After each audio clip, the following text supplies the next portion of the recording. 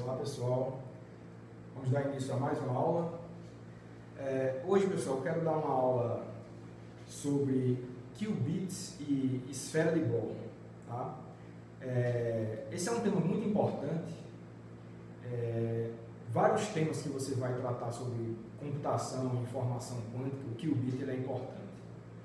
É o sistema mais simples, quântico mais simples, como eu já havia comentado em aulas anteriores. Então eu queria dedicar a aula de hoje somente ao estudo do qubit, a representação dele na chamada esfera de Bohr. Eu já andei desenhando aqui para não gastar tempo, e como você faz operações com esses qubits e medidas com esses qubits. Então a aula de hoje vai ser destinada às manipulações que um qubit pode manifestar de acordo com a evolução dele e com medidas realizadas sobre ele, certo?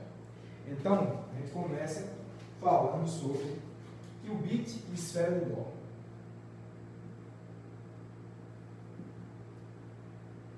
Qubit e esfera de Bohr. Tá? Então, o qubit, como eu já falei, é um sistema de dois níveis. Você pode expressar qualquer qubit como combinação linear de dois vetores base, você pode chamar de 0 e 1, os dois vetores base. E as amplitudes, os coeficientes que multiplicam esses dois vetores base, eles têm que ser tal que esse qubit more num espaço de Hilbert de dimensão 2, ou seja, os coeficientes podem ser complexos. Então você tem uma variedade de possibilidades. A gente já viu anteriormente que a fase relativa entre os coeficientes desses vetores base, o que é importante para eles é essa fase relativa, a fase global. Se você multiplicar um número complexo pelo qubit inteiro, não tem significado físico, agora não tem relevância física, na verdade. E agora a fase relativa, ela realmente presta um papel fundamental em experimentos, na descrição teórica também, e qualquer estado quântico não é diferente com os qubits. Então, o que a gente tem que respeitar para escrever um qubit geral, a gente precisa entender que a fase relativa é importante e precisa entender que a soma dos módulos quadrados dos coeficientes tem que ser igual a 1, porque o qubit ele tem que ter um estado normalizado, um vetor estado normalizado, certo? Então, levando em conta tudo isso, podemos expressar um qubit puro, um estado puro para um qubit geral, a gente pode expressar como sendo um vetor estado psi igual a um cosseno de θ sobre 2, que multiplica um vetor base 0 mais exponencial de i elevado, exponencial de i φ seno de θ sobre 2, 1. Vetor estado 1. Então, essa é a base em que a gente está expressando os qubits. Esses são os dois coeficientes. E o que eu estou dizendo para vocês, pessoal, é como a variação, vamos dizer como é que esses θ e φ, esses vetores θ e φ variam. Com θ maior ou igual a 0, menor ou igual a π, e φ maior ou igual a 0 e menor ou igual a 2π. Certo? Se você dá esses intervalos de possibilidades para θ e φ, você, com essa equação aqui, você escreve um qubit qualquer. Com isso, você já está levando em conta todas as fases relativas possíveis entre os vetores estados, vetores base 0 e 1, e você também garante que a soma do módulo quadrado das amplitudes vai ser 1 para que o vetor psi seja normalizado. Então, de fato, essa é a expressão de um qubit geral. Tá? Agora, se você notar, esses ângulos θ e φ são exatamente os ângulos, com esse intervalo de validade, são os ângulos em que você escreve vetores em coordenadas polares esféricas. Né? São exatamente os pontos, as possibilidades de θ e φ para que você escreva qualquer vetor em coordenadas esféricas, sem levar em conta o comprimento do vetor, mas só a orientação dele. Né? Então, com essa ideia, né, por essa analogia, a gente pode instituir uma representação geométrica dos qubits na superfície de uma esfera. Já que o tamanho da esfera não é importante, o raio, ninguém está levando em conta a coordenada radial, né, são as coordenadas polares e azimutal, então você pode imaginar uma esfera, né, de comprimento 1, é aquela que está ali, já vou explicar, e cada ponto na superfície dessa esfera representa um qubit só. Então você tem uma representação unívoca, 1 a 1, de cada ponto na superfície de uma esfera de raio unitário. Você tem uma representação geométrica daquele ponto como sendo um determinado qubit com parâmetros θ e φ bem determinados. Certo? Então, note que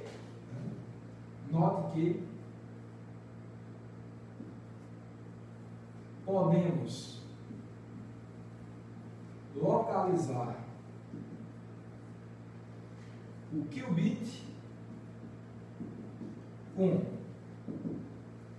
Então eu vou só, deixa eu escrever essa parte aqui, né, lá do outro lado. Então podemos localizar o qubit, vou escrever desse lado, tá? O qubit com esse vetor de comprimento 1, R, que ele esse vetor R ele tem coordenadas x, y e z, claro, né? Vetor em 3 dimensões, e a gente sabe que as coordenadas x, y e z em coordenadas esféricas, né? Se você já está dizendo que o vetor tem tamanho 1, então a coordenada x, que é essa daqui, vai ser 1, né, que é o tamanho dele, vezes seno de θ, cosseno φ. Então vai ficar seno de θ, cosseno de φ, a coordenada y vai ser seno de θ, seno de φ, e a coordenada z ela é somente esse comprimento aqui, que é cosseno de θ. Pronto. É assim que você representa um vetor, sem levar em conta o tamanho dele, a gente está dizendo que tem tamanho 1, e então o qubit, né, ele pode ser determinado por um vetor, um qubit puro, como esse nessa equação aqui, ele pode ser representado geometricamente por um vetor de tamanho unitário com coordenadas dadas por aquela expressão aqui, e esses ângulos θ e φ estão diretamente vinculados com o modo com que você escreve o seu qubit geral, de acordo com essa expressão. Certo? Então, só que eu botei a representação geométrica desse vetor, certo? E com essa representação, a gente institui a chamada esfera de Bloch. Tá? Esfera de Bloch. Como eu falei, essa esfera, aqui pessoal, que eu já havia desenhado ela antes para adiantar, essa é uma esfera com raio unitário, tá? Que a superfície dessa esfera corresponde justamente a todos os pontos possíveis localizados pela seta desse vetor de tamanho 1. Certo? Então, para todos os qubits possíveis de acordo com essa expressão, você tem e somente um ponto possível na superfície dessa esfera de raio unitário.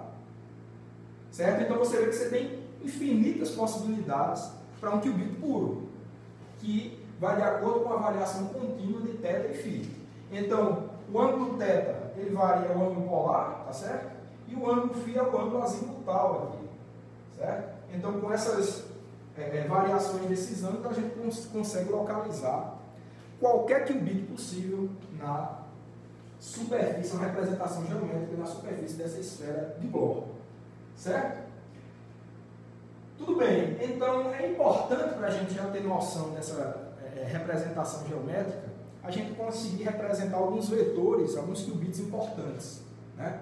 Dois qubits importantíssimos são justamente os qubits base 0 e 1, né? São vetores possíveis, né? Se você faz θ igual a 0, todo esse coeficiente aqui ele se anula, você vai ficar com esse coeficiente de 1. Então, para θ igual a 0, independente de qual seja o φ, você tem exatamente a representação do QET 0, que é o estado, que é o autovetor do operador de Pauli sigma z, né? Com alto valor mais 1. Né?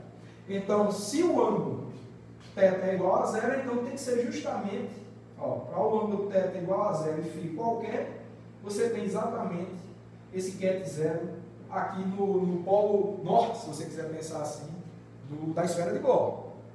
E, analogamente, se você faz θ igual a π, que é aqui embaixo, você já anda π, você vai parar aqui embaixo na esfera, você vai ter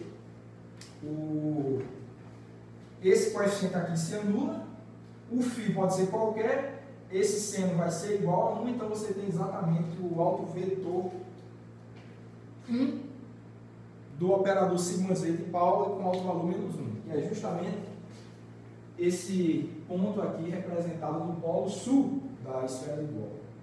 E você vai brincando aí com esses ângulos θ e φ, e esses aqui são vetores importantes também, quando você tem, por exemplo, θ igual a π, e o φ, que você começa a contar a partir do eixo x positivo, se você faz φ igual a 0, você tem exatamente esse ponto aqui, θ igual a π, φ igual a 0, um ponto que está aqui, é justamente esse aqui, e é o vetor justamente o x+, né?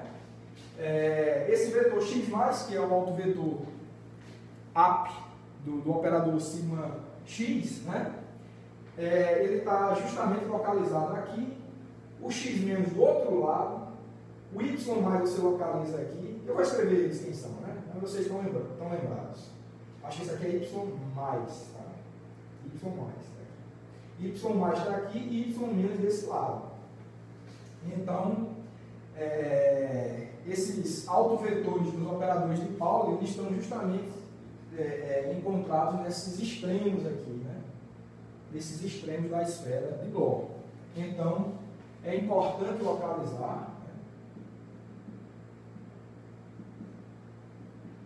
localizarmos 0, 1, x mais e menos, que vai ser 1 sobre raiz de 2, 0 mais ou menos 1, e y mais e menos, que são os autovetores de sigma y, igual a 1 sobre raiz de 2, 0 mais, vou continuar aqui embaixo, 0 mais ou menos i 1. Né? Então, esses são os autovetores do sigma x, esses são os autovetores de sigma y, esses dois autovetores de sigma z, todos localizados aqui. É só você faz aí como exercício, né? Quem são os ângulos θ e φ, respectivamente, para que você localize a posição geométrica desses autovetores, você vai ver que são exatamente essas posições aqui que estão nessa figura. Tá? Então, espero que tenha ficado claro a representação geométrica da esfera de Bohr para um qubit geral. Certo? Por enquanto, um qubit puro. Tá, pessoal? Daqui a pouco a gente vai ver como representar um qubit misto. É possível, né? Certo? Então, eu vou adiante. Já para a gente começar a investigar o comportamento de qubits mistos, eu já vou começar a querer escrever a matriz de densidade para esse qubit puro aqui, para ver como é que fica a cara dela. A matriz, o operador de densidade, se você quiser. Certo? Então, o operador de densidade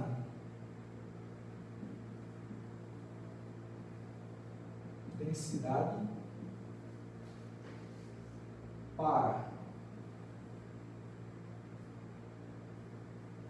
psi, né? O vetor psi fica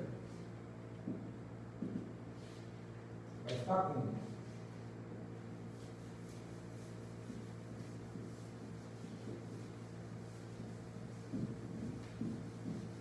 Vamos ver como escrever. É bem simples, né? A gente vai pegar aquele vetor psi que eu acabei de apagar aqui e vai fazer cat psi, bra psi e ver como é que fica a expressão do operador de densidade para ele, certo? Então vai ficar assim. Você vai ter ρ, que aí como o estado é puro, então você tem psi, psi.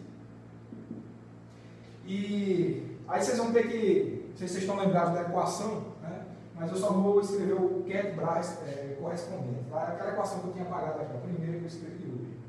Então vai ficar um cosseno ao quadrado de θ sobre 2, de θ sobre 2, 0, 0, mais um seno ao quadrado de θ sobre 2, 1, 1, mais uma exponencial de menos φ, certo? Seno, cosseno θ sobre 2, seno θ sobre 2, cosseno θ sobre 2, seno θ sobre 2. Aí vai ficar 0, 1, tá? 0, 1, espero que dê para vocês enxergarem aí, 0, 1, mais o último termo é uma exponencial de φ, cosseno de θ sobre 2, seno de θ sobre 2, e agora é o contrário, que é o 1, 0. Tá bom? Então, é só conferir, tá pessoal? Pega aquele psi inicial, faz cat bra dele, você vai ver que dá facinho isso daí, não tem nada demais. Né? Então, essa é a expressão geral da matriz de densidade que a gente pode, do operador de densidade. Agora eu quero fazer a representação matricial, que é a matriz de densidade. Vamos ver como é que fica a cara dessa matriz de densidade. Então, isso nos dá que a representação matricial de ρ vai ficar com a seguinte cara. Esse aqui é o elemento 1, né? Essa é uma matriz 2 por 2, né? Então esse é o elemento 1. Então, ó, cosseno ao quadrado de θ sobre 2, se você fizer uma manipulação trigonométrica, você vai poder escrever como sendo 1 mais cosseno de θ de tudo dividido por 2. Então vai ficar assim, ó. Confiram aí. Você vai ficar 1 mais cosseno de θ dividido por 2. Tá? Dividido por 2. Esse termo aqui é o termo 2, 2, que vai ficar aqui embaixo. É um seno ao quadrado de θ sobre 2. Se você manipular, vai ficar 1 menos cosseno θ dividido por 2. Então vai ficar assim, ó. 1 menos cosseno θ dividido por 2. Esse termo aqui, 1, 2, é justamente esse daqui.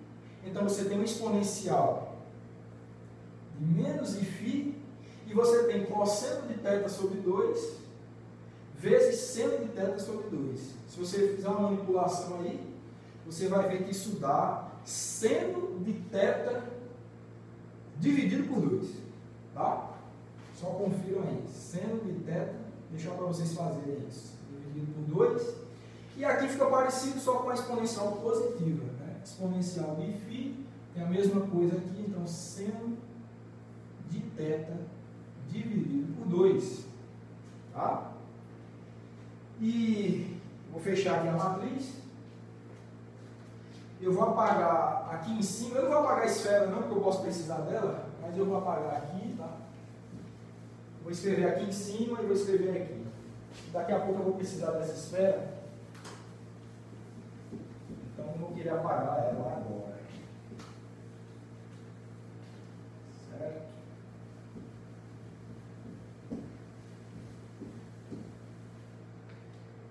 Tudo bem. Então, eu posso expressar, pessoal, essa matriz aqui em termos da identidade da matriz de Pauli. Vai ficar com uma cara bem interessante. Ó. Vai ficar assim. Ó. Isso aqui é igual A. Vamos ver se vocês concordam comigo. Esse, ó, tem um fator no meio para todo mundo. Eu vou botar em evidência. 1/2. Ele vai multiplicar a matriz identidade. 1, 0, 0, 1. Mais. A identidade está justamente relacionada com esse 1 aqui, né? Você pode perceber o seguinte, que essa exponencial aqui, ó, essa exponencial de menos φ, ela é cosseno φ menos I seno φ.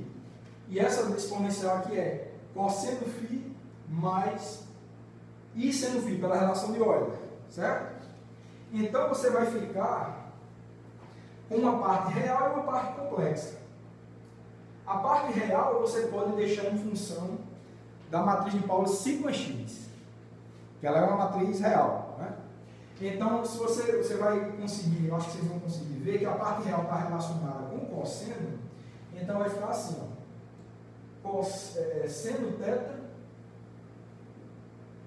cosseno de φ, a matriz de Pauli sigma x, que é 0, 1, 1, 0. Que o cosseno é positivo nos dois, multiplica com seno, então fica com essa cara. Tem a parte complexa, que é, nesse caso aqui, menos I seno de φ, e aqui I seno de φ. Você pode relacionar com a matriz de Pauli sigma y, que é ela que tem os I's ali, fora da diagonal principal, né? Então vai ficar mais. Agora é a parte do seno, né? Então vai ficar seno de θ, que já tem dos dois, e a parte imaginária seno de φ, que multiplica a matriz sigma y, que é 0 menos I e 0. Pode perceber que esse menos está relacionado com esse menos e esse mais aqui com esse mais. E falta mais um pouco trabalhar com a parte da diagonal principal, que faltou esse termo aqui, cosseno de θ, um é mais, o outro é menos, a gente pode expressar em termos da matriz de Pauli sigma z, certo? Então vai ficar assim, ó, mais cosseno de θ, que multiplica 1, 0, 0, menos 1, que é justamente a sigma z, certo? Então, só para deixar claro, essa aqui é a matriz identidade, essa daqui é a nossa sigma x, certo? Essa sigma y e essa sigma z, certo? Nada demais, porque vocês sabem que as matrizes de Pauli, elas são uma base, né, para operadores 2x2, né? Então nada, nenhuma surpresa, as matrizes de Pauli juntamente com a identidade, né? Uma base para você representar matrizes complexas 2x2, certo? Tudo bem, agora note que esses coeficientes aqui, multiplicativos, aqui é 1, né? Esses coeficientes multiplicativos são justamente as coordenadas x, y e z daquele vetor em coordenadas polares esféricas que a gente tinha comentado no início, né? Então fica justamente essa correspondência entre os coeficientes dessa expansão e as projeções de um vetor em coordenadas polares esféricas, certo? Então, de uma forma compacta, né, a gente pode escrever o seguinte: a gente pode escrever que essa matriz ρ, né, para o nosso qubit, ela vai poder ser escrita como 1/2, que multiplica a identidade, mais, tem esses coeficientes aqui, eu vou chamar, são justamente, é justamente o produto interno daquele vetor R que a gente mostrou em coordenadas esféricas, com a matriz de Pauli, o vetor da matriz de Pauli, né? É uma representação compacta, né? Produto interno é Rx sigma x, Ry sigma y, Rz sigma z. Esse vetor aqui, então, é um vetor cujas componentes são as matrizes de Pauli, e esse vetor R aqui é o vetor com essas componentes. Então é só uma forma compacta da gente escrever essa expansão aqui, tá? E eu vou querer dar chamar essa equação aqui de asterisco, certo? Nossa equação asterisco. Eu vou comentar sobre ela depois. Tá bom, pessoal. Então essa fica sendo a cara compacta para qualquer qubit puro tem a matriz de densidade dada pela equação asterisco, certo? Tá, agora fica a pergunta, e como é que fica os qubits mistos? Misto que compreende tanto puro ou mistura de possibilidades puras, né, de subensembles puros. Como é que a gente representa um qubit com essa generalização, né, em termos de qual vai ser, necessariamente tem que ser uma matriz de densidade, né? Então como é que fica a matriz de densidade de um qubit misto? Importante. Então, tudo que a gente tem que entender é o seguinte: para qubits mistos, gerais no caso, né? Misto é o caso geral, puro é um caso particular, do tipo, um qubit, você lembra que a forma geral dele é ρ igual a somatório de I, PI, que são as probabilidades de ter os subensembles puros, né? Psi. Para qubits mistos desse tipo, né, a gente tem também uma representação, né? A gente primeiro precisa entender o seguinte: que esse qubit, não só para qubit, mas com uma matriz de densidade qualquer, ela tem uma propriedade. Eu acho que eu não falei na aula passada, eu acho que eu só falei duas propriedades para matriz de densidade. Uma é a propriedade do traço e a outra de positividade, vocês aprenderam. Tem uma outra muito importante que eu estou falando agora, que é a hermiticidade. Necessariamente, e está claro dessa expressão aí, necessariamente um operador, uma matriz de densidade, ela é hermitiana. Sempre eu vou poder escrever com essa cara, correto? Olha, nota aqui, pessoal, é simples de ver que é hermitiana. Primeiro, isso aqui é uma soma de números reais. Números reais são probabilidades reais, claro. Vezes projetores, multiplica projetores. Projetores, a gente já está cansado de saber que projetores são hermitianos. A matriz de projetores é hermitiana. Então você tem uma soma de números reais multiplicando projetores. É claro que também vai ser hermitiano. Não tem por que deixar de ser, né? O PI é igual ao PI estrela. Quando você fizer o adjunto disso aqui, só vai inverter que dá a mesma coisa. Soma de matrizes hermitianas. Desculpa, o hermitiano da soma é a soma dos adjuntos, né?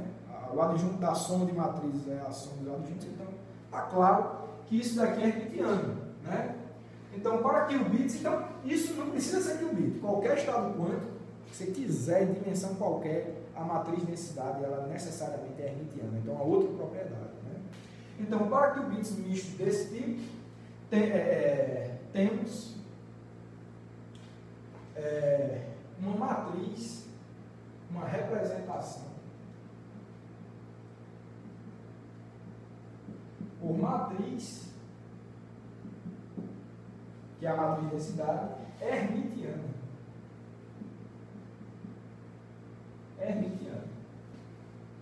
Tá? Então, fica aí essa propriedade, ou seja, que ρ, a matriz, né, igual a ρ a da H.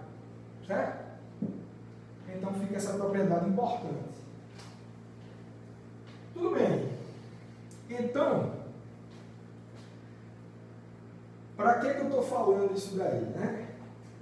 Eu estou falando isso daí pela seguinte coisa. Uma matriz hermitiana 2×2, ela tem 4 parâmetros livres para você representá-la, certo? O que é que eu quero dizer? Com 4 parâmetros reais, você consegue caracterizar uma matriz hermitiana 2×2. Só vou escrever rápido aqui, né? Você pode ter, só rapidinho, vou apagar aqui, mas só para vocês entenderem. Você pode botar, na diagonal principal vai ter que ser real, né? Então você pode botar um algarismo A, B reais. Aqui vai ter que ser complexo, né? No caso mais geral vai ser complexo, então você vai ter um C mais ID, um número complexo, e aqui seria um C menos ID, para garantir que a matriz vai ser 2×2 hermitiana. Você tem esses 4 parâmetros livres, A, B, C e D, certo? A hermitiana tem essa liberdade. Mas além de ser hermitiano, no caso especial do operador de densidade, ele tem que respeitar a condição de traço. A soma dos elementos da diagonal principal tem que ser 1. Então você, com esse adicional aí, esse B não precisa ficar livre, ele pode ser simplesmente 1 menos A. Então você só fica com 3 parâmetros livres, com 3 parâmetros reais, você consegue escrever qualquer matriz hermitiana de traço unitário, que é um operador de densidade. Então, qualquer operador de densidade de qubit 2×2, ele tem 3 parâmetros livres para você caracterizá-lo, unicamente. E esses 3 parâmetros são A, C e D, somente. Certo? Então, com esses 3 parâmetros, a gente consegue expressar qualquer que seja o operador de densidade. Então, isso não se restringe ao caso misto, nem puro não, né? Isso aí é um caso geral, né? No caso, se é misto, é geral, no caso, certo? Então, qualquer matriz de densidade de qubit misto, que é geral, você com esses 3 parâmetros, você consegue caracterizar. Tudo bem, note a diferença para o caso puro, né? O caso puro, só 2 parâmetros, θ e φ, você já consegue caracterizar a matriz que é. No caso misto, você precisa de um elemento a mais, são 3. São 3. Tá? Então, por que eu estou conversando tudo isso, pessoal? Porque eu estou querendo estudar matriz de densidade de qubit misto agora. O puro a gente já entendeu. 2 parâmetros livres que localizam na esfera de Bloch. Para o caso misto, a gente está vendo que precisa de 3, é mais geral. O misto é mais geral. Tá? Então, vamos tentar procurar quem são esses 3 parâmetros para a gente escrever de forma elegante uma matriz de densidade para um qubit misto. Certo? Então, eu vou apagar aqui, vou escrever isso que eu falei. Tá? Só vou apagar essa matriz aqui, vocês entenderam a razão. Então, ou seja, precisamos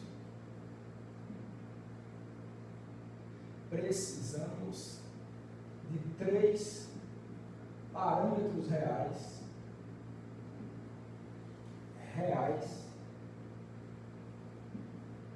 para caracterizá-la, né, a matriz, né? Caracterizá-la.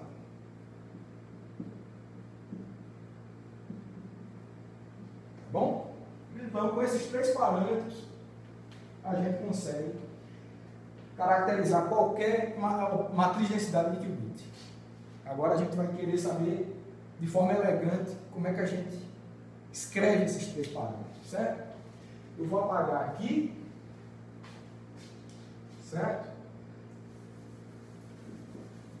Apagar aqui.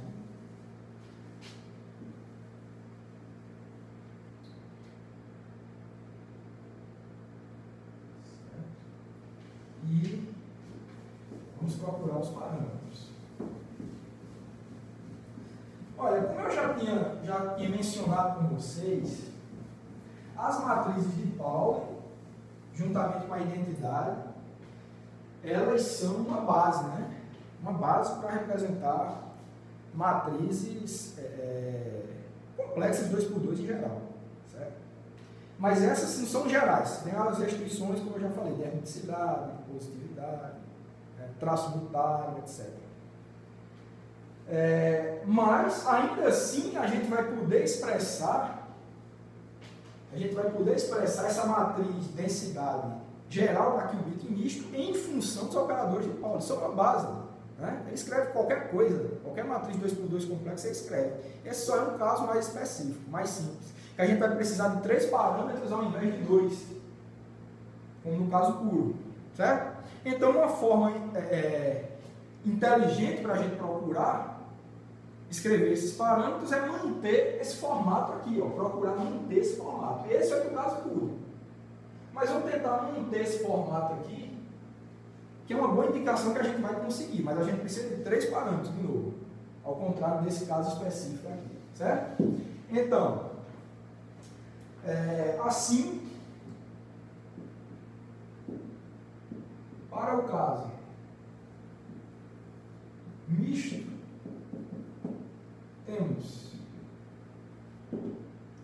a gente vai ter o seguinte: ρ, a matriz geral do qubit vai ser ρ igual a 1 meio, que multiplica a identidade mais, não vai ser mais esse vetor R aqui, que esse R é no caso específico do qubit puro, eu vou procurar um novo vetor S aqui, produto interno com esse vetor de Pauli aqui em cima, que é aquele mesmo aqui, tá? Então eu vou querer uma expansão com esse mesmo formato, só que ao invés de estar amarrado com esses dois parâmetros θ e φ, eu vou ter 3 componentes SX, SY e SZ para esse vetor S que eu estou instituindo, e provavelmente essas 3 componentes vão me servir como os 3 parâmetros que eu necessito para escrever uma matriz de densidade geral do qubit. Então essa que é a ideia, certo? Nada demais, né? Sabendo que as matrizes de Pauli são uma base, então é uma forma interessante da gente investigar o formato de uma matriz de densidade geral. Então isso daqui vai ficar com esse formato aqui, ó. Vai ficar 1 meio, que multiplica a identidade mais SX sigma x mais SY sigma y mais SZ sigma z, tá? Diferente desse caso aqui do qubit puro, ó, os 3 parâmetros livres estão aqui, certo? Multiplicando sua respectiva matriz de Pauli. E em termos de matriz, eu posso escrever isso aqui como 1 meio em evidência, tá? É só você fazer a continha, bem simples. Faz essa expansão aqui em termos das matrizes de Pauli, isso aqui vai ficar a primeira entrada I mais SZ. Aqui vai ficar SX menos ISY. Aqui embaixo vai ficar SX mais ISY. Só vocês conferirem aí que dá certo. 1 menos SZ. Tá? Vai dar isso daí. Então, tá aqui, ó, a geral, né?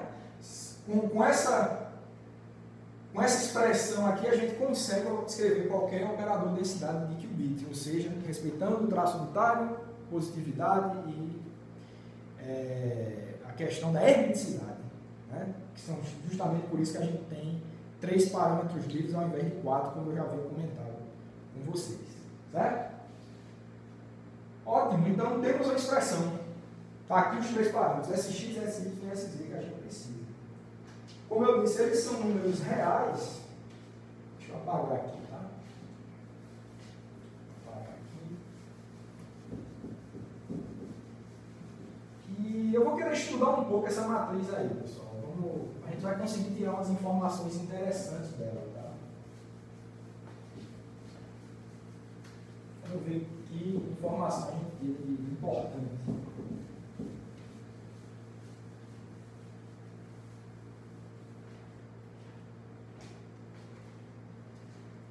Bom, eu vou querer estudar essa matriz da seguinte forma. Eu vou manter ainda a esfera de volta, certo?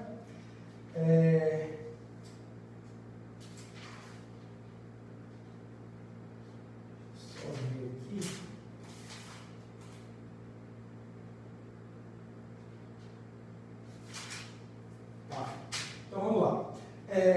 que tem, vou botar uma vírgula aqui, que possui, né, autovalores. Então essa matriz aqui, vou deixar para vocês calcularem, mas é fácil. Como é que fica a cara dos autovalores dela? Né? Então ela vai ter autovalores lambda, são dois, né? Mais e menos, iguais a 1/2, que multiplica 1 mais raiz de sx mais sy mais sz ao quadrado. Tá? Então, essa é a cara dos autovalores dessa matriz. Certo? Tudo bem, então, como? Só lembrando, né? Como a matriz de densidade ela tem que ser positiva, necessariamente os autovalores dela têm que ser positivos também. Então, os autovalores dessa matriz aqui, ela tem que ser positiva. Isso dá uma restrição para esses SX, SY e SZ aqui. Que restrição é essa? Você tem que manter lambda mais e lambda menos positivos. Né? Então, note que para termos lambda mais e menos maior ou igual que zero, né? Então no caso os autovalores têm que ser não nulos, né? Falei positivo, não pode ser zero também, mas não nulos, certo? Isso nos dá que faltou um menos aqui, tá, pessoal? São dois autovalores, mais e menos, tá? Desculpa aqui. Esse é por mais, esse aqui é por menos. São as duas possibilidades, certo? Então, para que seja sempre positivo, é necessário que sx ao quadrado mais sy ao quadrado mais sz ao quadrado seja menor ou igual a 1, né? Que aí você garante a positividade. Essa raiz aqui ela não pode ser maior do que 1, porque senão não pode dar negativo. Então, isso nos dá aqui sx ao quadrado mais sy ao quadrado mais sz ao quadrado é menor ou igual a 1. Só assim você respeita o critério de positividade do operador densidade. Tá? Então fica aí essa questão. E se você lembrar do caso que a gente fez inicial para a expansão do operador densidade para o qubit puro, você vai observar que era justamente o XYZ, as coordenadas XYZ daquele vetor R lá no início, que representam, nesse caso aqui seriam as coordenadas XYZ respectivas aqui. Naquele caso era um vetor unitário, necessariamente a soma dos quadrados das projeções tem que dar 1. Então, esse caso aqui que é igual a 1 é justamente o caso para um qubit puro, que é o caso particular de um qubit misto. E o caso do qubit necessariamente misto é quando você tem isso tudo menor do que 1. A soma desses quadrados menor do que 1. Então, a igualdade é válida para qubits puros, certo? Se você quiser, pode até verificar a equação asterisco lá. A equação asterisco, que dá, eu já apaguei, mas vocês podem voltar aí no vídeo, ver a equação asterisco, tem aquele vetor R lá. Então, tem o mesmo formato disso daqui, né? Então, é quando a soma dos quadrados das projeções dá 1, é quando o qubit é puro. E o caso menor que 1, que é o caso do misto. Então, a gente separou, conseguiu separar o caso puro do misto a partir dessa expressão aqui para os parâmetros que a gente está usando para construir nossa matriz, né? Que a gente usou para construir a matriz. Tá. Então, eu vou só chamar essa equação aqui, pessoal. Vou chamar ela de jogo da velha, tá? Que ela é importante também. Eu vou falar dela no futuro, daqui a pouco eu vou precisar apagar. E eu vou chamar a atenção para a seguinte coisa. Então, de fato, a pureza, acho que vocês lembram da pureza, né? Pureza é uma grandeza que quantifica o quão puro uma matriz de densidade é. Então, para esse qubit aí, como é que fica? Então, de fato, a pureza do estado da equação jogo da velha é dada por. Então, a pureza ela vai ficar com a seguinte cara.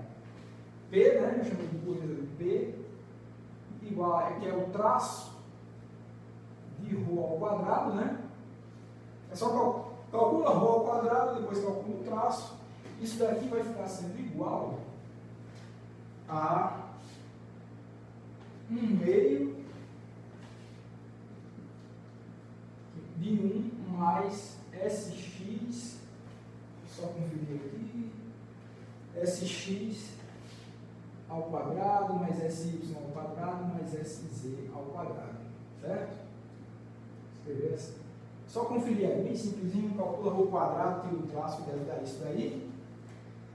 E, de fato, quando a soma desses quadrados dá 1, que foi o que eu disse que era quando o estado era o qubit puro, esse parênteses aqui dá 1, o colchete dá 2, dividido por 2 dá justamente 1, pureza 1. É o único caso em que a pureza dá 1 é quando o qubit de fato é puro. Se o qubit for misto, ou o estado qualquer for misto, no caso, você vai ter uma pureza menor que 1, certo? Então, dando validade ao que a gente escreveu aqui, dessa relação entre pureza, grau de pureza e os coeficientes que a gente está escrevendo na nossa matriz, tá? Tudo bem. Então, vamos falar um pouco mais de estados mistos da seguinte forma.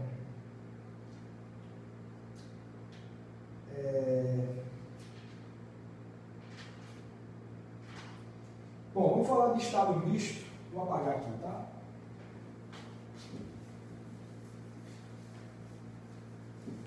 Apagar aqui.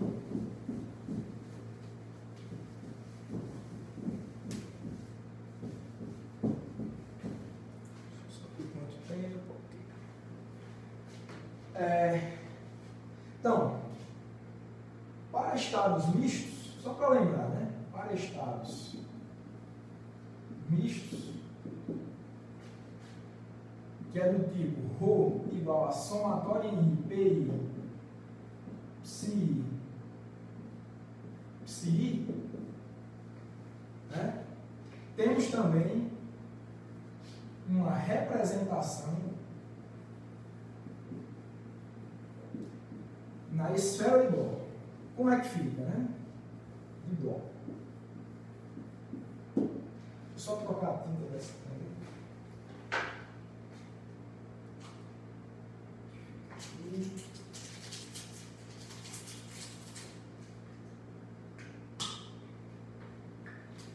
Bom, pessoal, para o estado puro, vocês já lembram que eles se encontram na superfície da esfera. Será que dá para expressar estado misto nessa esfera também? A resposta é sim, e é de uma maneira bem simples, como é que a gente usa para fazer isso. Né? Vou só comentar, não vou escrever muito não. Olha, como é que é o estado misto geral? Somatório I, PI, ket psi, bra psi, certo? A representação do estado misto na esfera de Dó, ela é justamente dada sabendo que você tem um estado misto com uma composição de estados puros, e cada estado puro você não tem um vetor unitário correspondente a um ponto na superfície, né? Um vetor que sai do centro da esfera e vai para a superfície.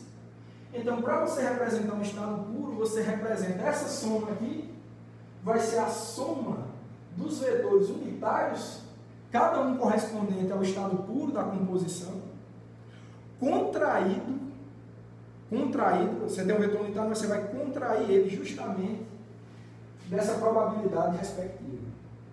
Então, se você tem, por exemplo, um estado misto do tipo, então, por exemplo, o estado ρ igual a 1 meio, 0, 0 mais 1, 1, esse é um estado misto, né?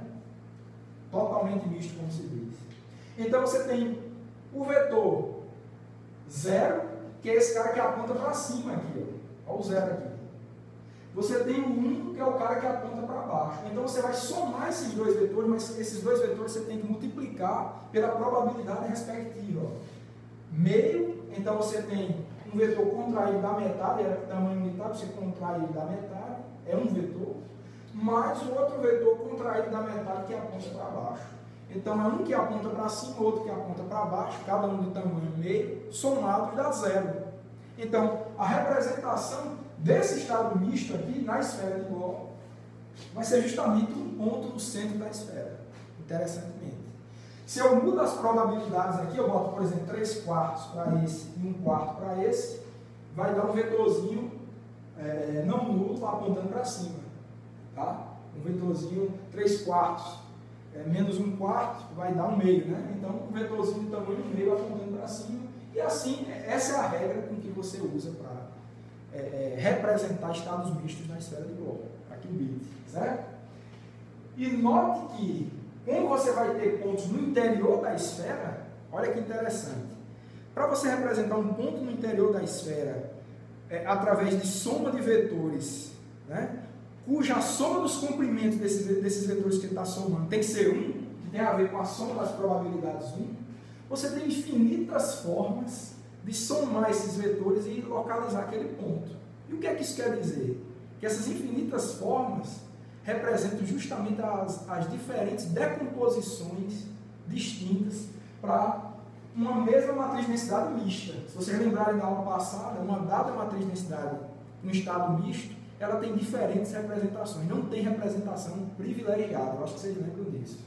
Então, é justamente esse fato, em termos geométricos, tem a ver com as diferentes somas de vetores que você pode usar para localizar um determinado ponto no interior da esfera.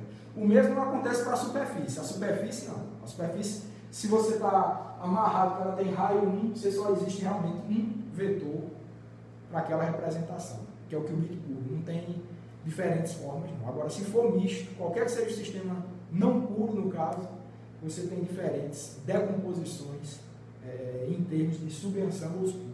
Então, é interessante essa visão da esfera de Bohr. Né? Tá, então a gente fica com essa informação que é importante. E agora eu quero falar um pouquinho sobre rotações, certo? Um pouquinho sobre rotações. Rotações. E é o seguinte, as exponenciais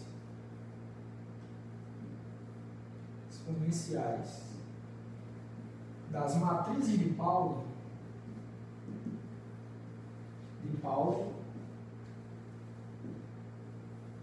geram rotações de qubits. De que forma a gente enxerga isso?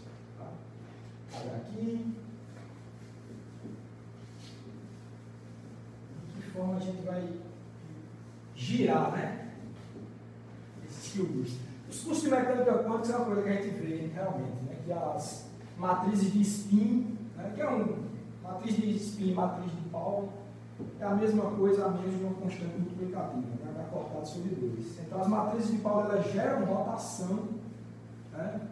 Assim como as matrizes de spin geram rotação. Só para a gente ver que isso é verdade, né? Vamos fazer uma matriz desse tipo aqui, ó. Uma matriz do tipo UX, um operador de X, de θ, né? Eu vou dizer que isso aqui é exponencial de I θ e de menos I θ sigma x, certo? Então, nós vamos estudar a exponencial da matriz de Pauli, né? Tem esses dois coeficientes aqui, né? Aliás, tem esse parâmetro θ livre aqui e uma exponencial complexa, né? Isso daí, pessoal, a gente pode expandir uma expansão de Taylor, né? Isso aqui vai ficar uma identidade menos I θ sigma x, aí menos vai ficar θ ao quadrado sigma x ao quadrado, que é a identidade, né? Dividido por 2 fatorial. Aqui eu acho que fica mais θ ao cubo sigma x ao cubo sobre 3 fatorial. E vai ter outros termos aqui de ordem de quarta ordem, θ, certo? Tá. Então, isso daqui, a gente, se quiser, a gente pode organizar assim, ó, uma identidade. Eu vou agrupar a identidade com esse termo aqui, ó, identidade menos θ ao quadrado, a sigma x ao quadrado é a identidade, vocês sabem, dividido por 2 fatorial, né? Mais alguma coisa, né? Mais, agora esses são os termos, né, de ordem ímpar, né? Desculpa, de ordem impar em θ, e aqui os termos de ordem ímpar vai ficar o seguinte: eu vou botar menos I em evidência e vai ficar θ sigma x, e esse daqui, eu acho que eu esqueci um I dele, né? Esse aqui teria um fatorzinho I que eu havia esquecido, né? E aqui vai ficar menos, no caso, vai ficar menos sigma θ cubo sigma x ao cubo sobre 3 fatorial, mais alguma coisa, certo? Isso daqui dá igual, isso nos dá que a exponencial, melhor, a matriz U de x, de θ, vai ser igual a, isso aqui é a expansão do cosseno, certo? Um cosseno de θ vezes a matriz de identidade, menos I seno de θ, né? Vezes a matriz sigma x, né?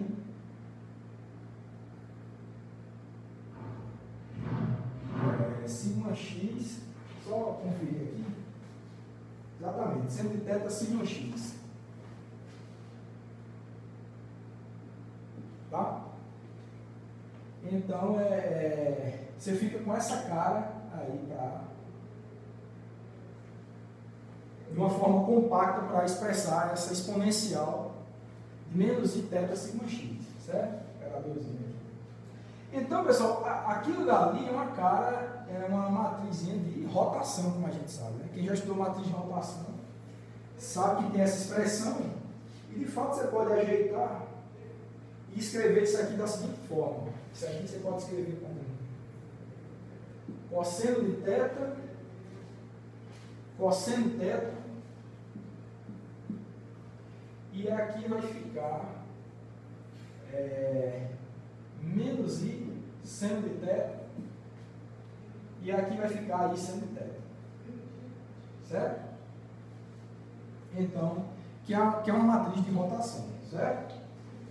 E nesse caso aqui, tá? Essa matriz aqui, ela representa uma rotação em torno do eixo X por um ângulo de 2θ, certo, pessoal? Eu não vou mostrar isso aqui, mas é justamente, essa é uma matriz de rotação em torno do eixo X, no sentido, você pega qualquer vetor em 3 dimensões, no caso qubit, né, o vetor de qubit, quando você aplica esse operador U nesse vetor de qubit, você vai girar esse vetor em torno do eixo X por um ângulo de 2θ, no sentido anti-horário, certo?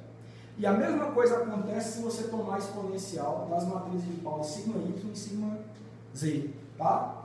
Então, similarmente, eu só vou escrever aqui, tá? Similarmente, temos... Aí você vai ter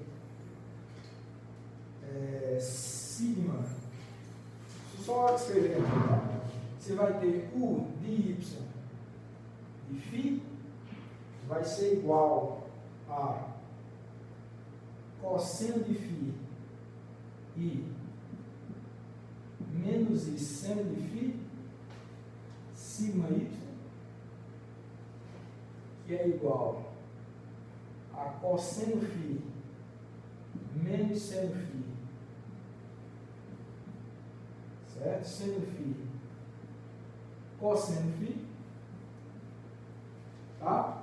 De novo, essa similarmente é uma matriz de rotação em torno do eixo y no sentido anti-horário de um ângulo 2φ. Então, aplicar isso num qubit, aplicar uma operação, e é unitária, tá, pessoal? Uma operação unitária como essa, então te dá outra rotação, e também tem a rotação em torno do eixo z, que você encontra a partir da exponencial da matriz sigma z, certo? Da matriz sigma z.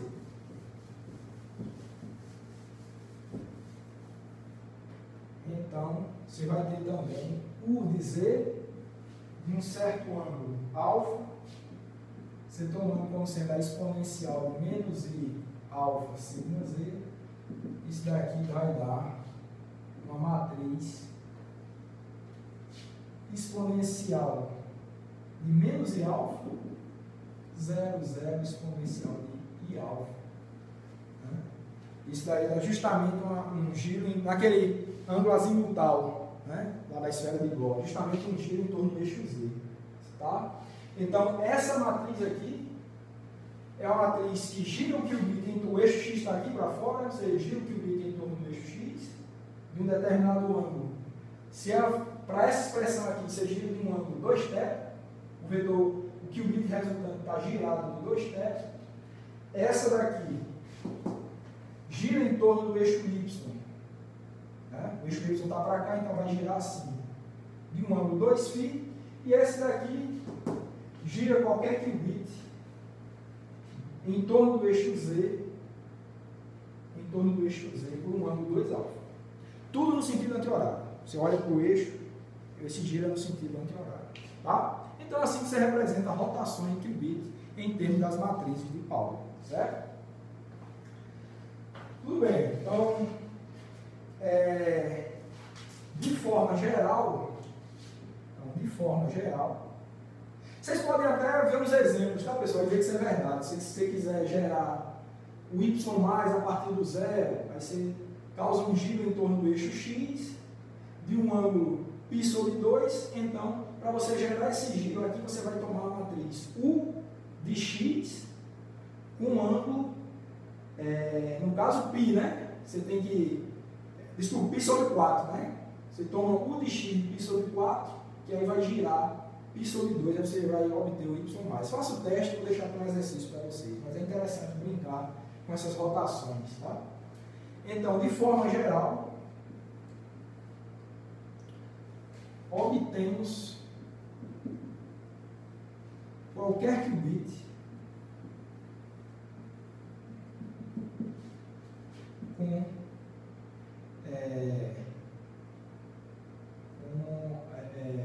a composição, né, de rotações. A composição de rotações.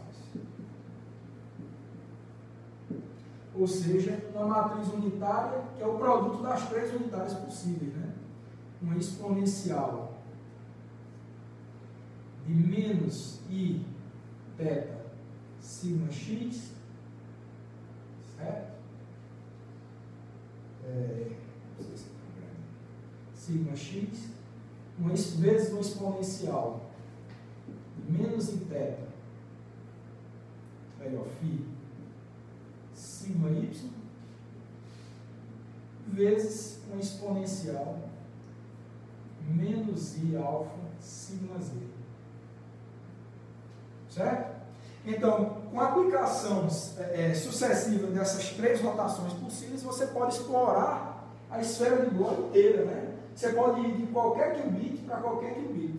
Você pode sair de qualquer ponto na superfície de Bohr para qualquer outro ponto, justamente com a composição dessas 3 rotações possíveis. Então, o que é que eu quero dizer com isso? Com uma operação unitária desse tipo aqui, você gera uma transformação qualquer sobre o seu qubit.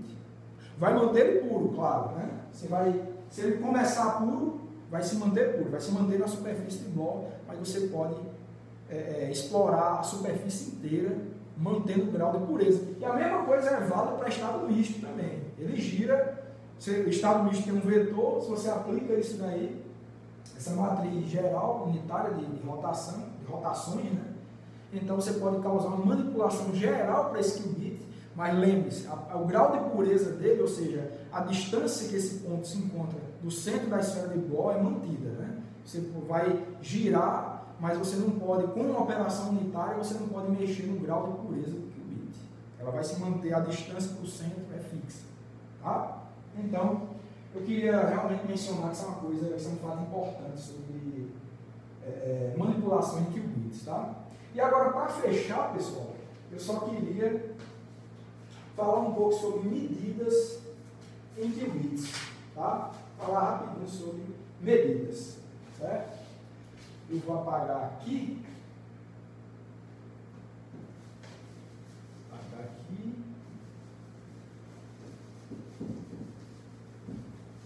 Vou apagar a esfera já, que não vou precisar mais dela. E o último ponto dessa aula de hoje é medidas.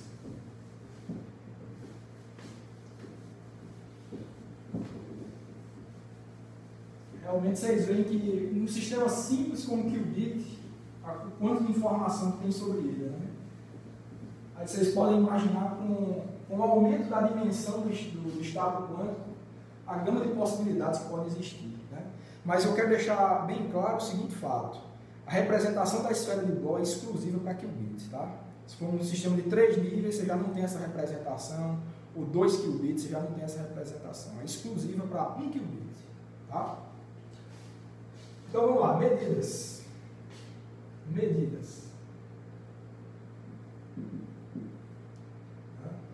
Eu quero estudar com vocês medidas do tipo projetiva, né, que é a mais corriqueira, em qubits. Vamos ver como é que coisa interessante que tem nesse fato, né? Então, do postulado 3, temos que a probabilidade de você obter um resultado N possível dessa medida, ela é dada pelo traço do respectivo operador de medida, MW, MM, né, vezes a matriz Rho, certo? Isso é o caso geral, é o que diz o postulado 3. Agora, no caso de uma medida projetiva, temos, se a medida for projetiva, esse operador M de M é um projetor P de M. Mas o produto, o P de M d'H é o próprio P de M, e P de M ao quadrado é o próprio P de M, então vai ficar a probabilidade de você medir um resultado M vai ser simplesmente o traço. Quem não lembrar, vai só volta lá na aula de medidas projetivas que vai lembrar. Né?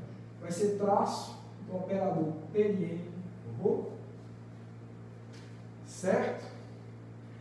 Bem simples. E a gente pode lembrar o seguinte,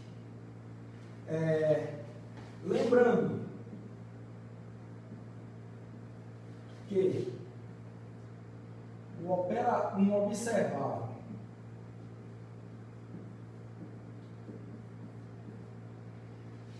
de medida projetiva tem a forma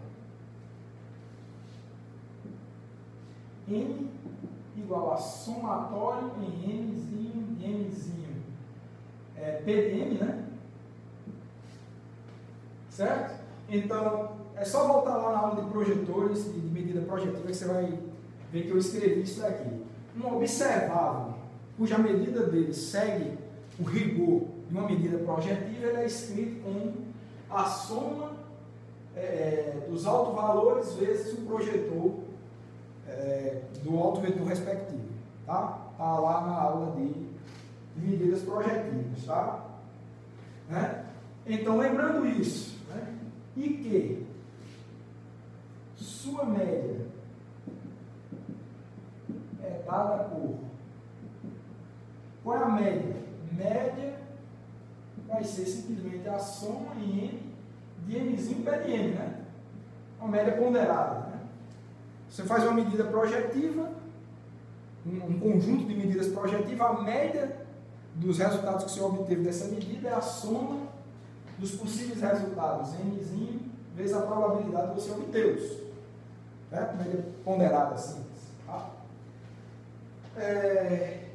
Então, se você lembra isso, e isso, esse fato aqui e esse aqui, temos. O que é que a gente pode escrever? A gente pode escrever que a média de M, como é que a gente pode escrever isso? Vou reescrever isso aqui, somatório em M, sair desse lado aqui, de Mzinho. Agora, a probabilidade de você obter M é dada por essa expressão aqui, ó. Então, vai ficar traço de P de M, ρ.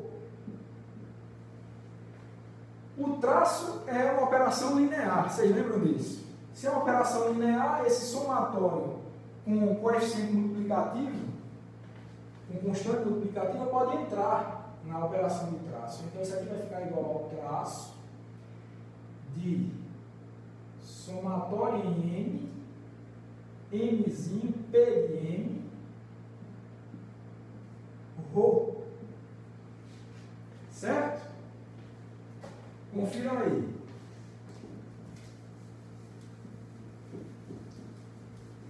E agora a gente chega a uma expressão bem simples para a média dos resultados de uma medida projetiva sobre um estado representado por um ρ qualquer, seja ele misto ou puro. Tá? Isso daqui nos dá que a média de M é simplesmente igual ao traço. Olha, pessoal, isso aqui é de parênteses. É o próprio operador M da medida. Ó, é o próprio. Esse parênteses aqui tem o operador M de medida. Então, vai ser justamente o traço de M vezes ρ. Olha que expressão simples. Tá? Expressão simples, importante, válida exclusivamente para medidas projetivas sobre um estado ρ qualquer. Certo?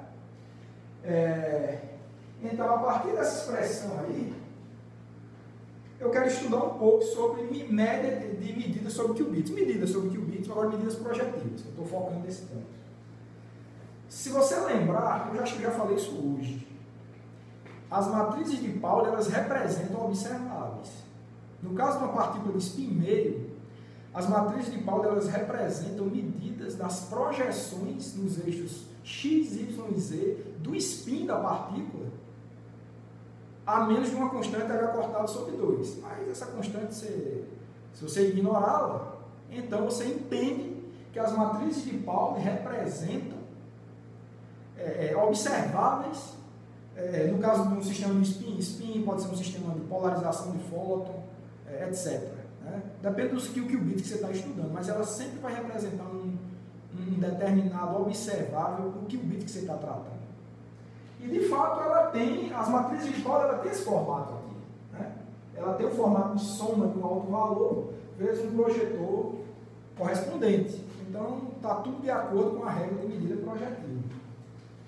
Então, no caso das matrizes de Pauli,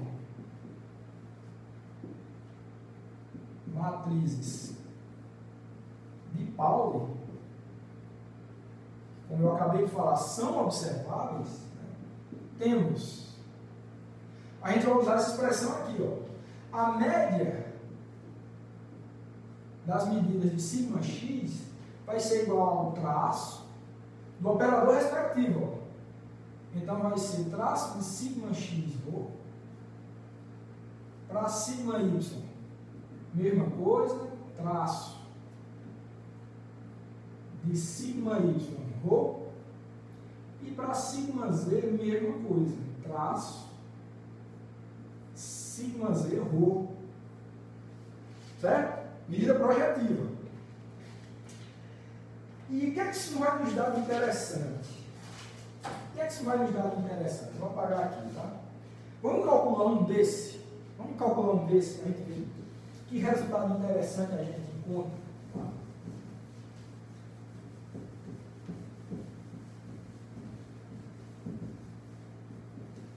Vamos lá. Então, no primeiro caso, né, vamos estudando o primeiro caso. Esses casos, todos os três, esses casos, para uma matriz ρ geral do tipo da equação. Se você lembrar, a gente está estudando qubit, tá?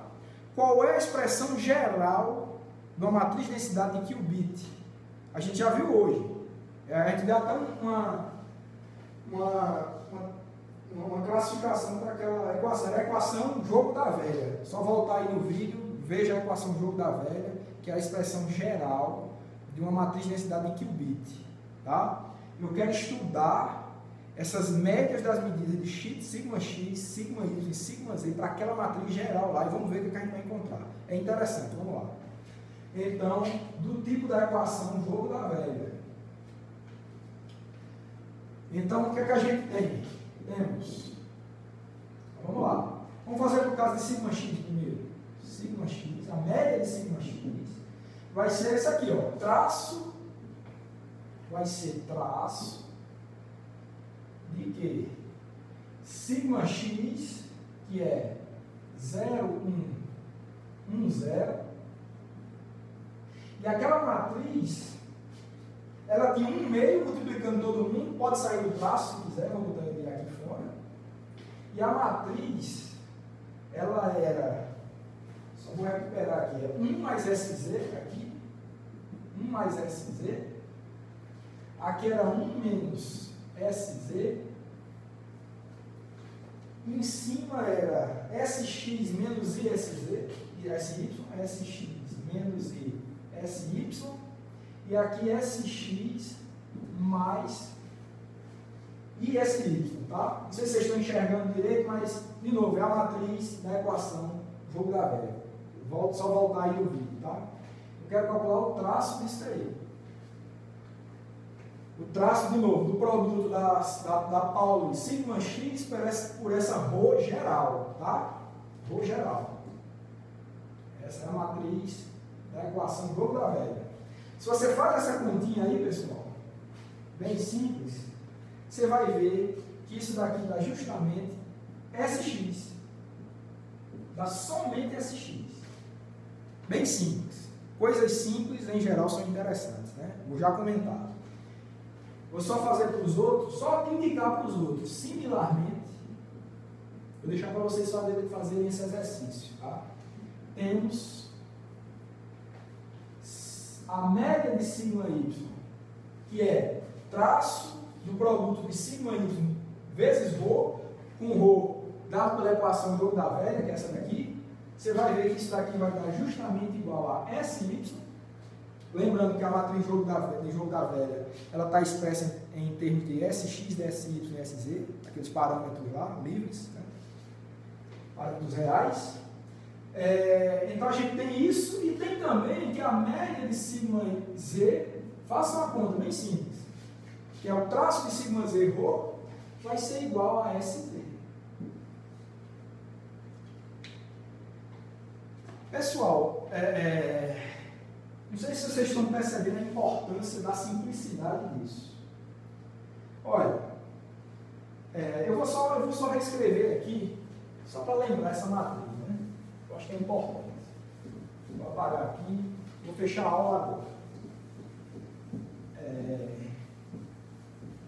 A matriz Rho, só para lembrar jogo da velha, a matriz jogo da velha, vou botar ela aqui, Rho, ela é igual a 1 meio, né? 1 mais SZ, SX mais ISY,